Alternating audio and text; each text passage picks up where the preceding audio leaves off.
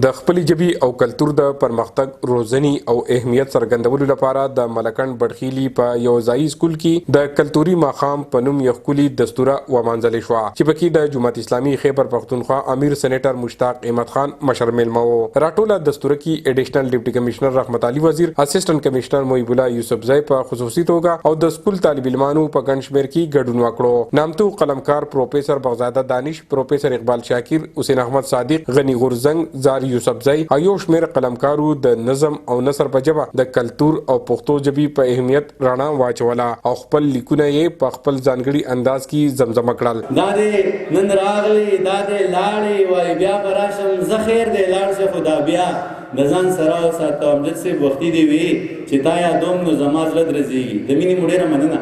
وختي دې وي چې تا یادوم نو زما زړه درزېږي، زما په نوم دغه درزه د ځان سره وساته.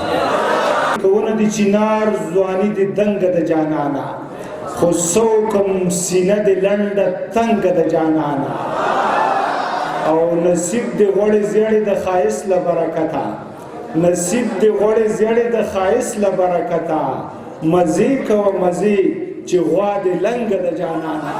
څه بې وفا دور ته پاتې شومه، شپې راته وي، څه بې مقصده بې معنی شوم، شوګیرې راته وي، او چې په سترګو باندې ځمکه هم لیدلې نه وي، چې په سترګو باندې ځمکه هم لیدلې نه وي، په هغه سر پسې ړنده شوم لوپټې راته وي.